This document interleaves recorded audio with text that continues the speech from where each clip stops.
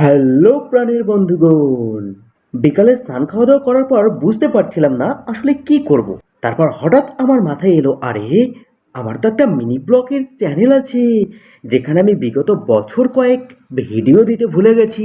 এবং ঘর থেকে বেরোতে গিয়েই দেখি সম্মুখে দরজায় ঝন্টু বাবু দাঁড়িয়ে আছে আমাদের। আর এ বাবাজি ডাকলেই চলে আসে, শুধু ডাকলেই না, বাড়ি থেকে কেউ বেরোলেই তার পাঁচ পাঁচ চলে যায়।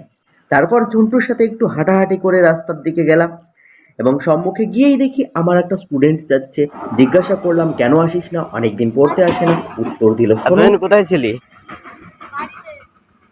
এরপর বাইরের ভিউটা একটু দেখিয়ে দিলাম। ওই যে দূরে দেখতে পাচ্ছ Techno India group public school English medium, এটা আমাদের বাড়ির সম্মুখেই হয়েছে।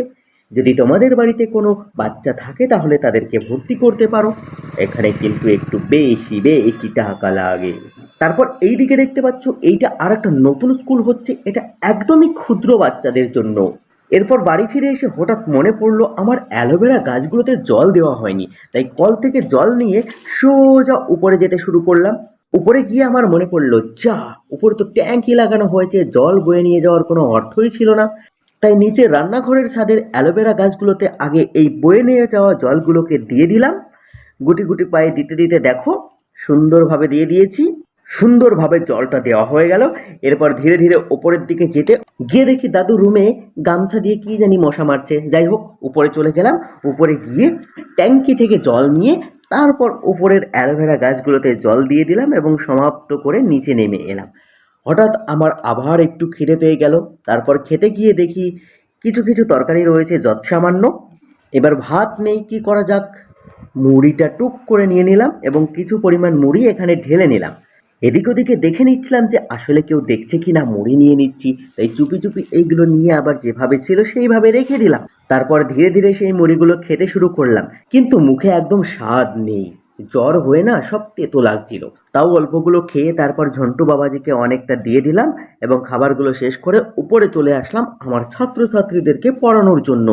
কেউ আসছে না, কেউ আসছে না, অনেকক্ষণ অপেক্ষা করতে করতে করতে করতে তারপরে ভাবলাম যে খুবই গরম, টেবিল ফ্যানটা, স্ট্যান্ড ফ্যানটা নিয়ে এসে এখানে জুড়ে দেওয়া যাক।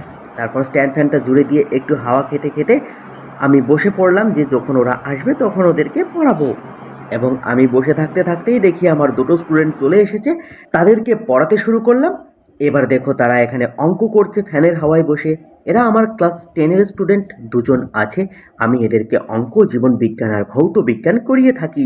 এরপর এদের ছুটি হওয়ার সাথে সাথে আরও কিছু স্টুডেন্ট চলে এসেছিল। এই যে সেই সব স্টুডেন্টরা। তোমাদের যদি কোনো বন্ধু বান্ধব, ভাই বোন, দাদা দিদি, গার্লফ্রেন্ড বয়ফ্রেন্ড থাকে তাহলে আমার কাছে পাঠিয়ে দিও। আমি অল্প খরচে অনেক সুন্দরভাবে পড়িয়ে থাকি। আজকের মতো এখানেই সমাপ্ত। শুধু দেখলে হবে, আরে সাবস্ক্রাইব করো হিংসুটের দলগুলো।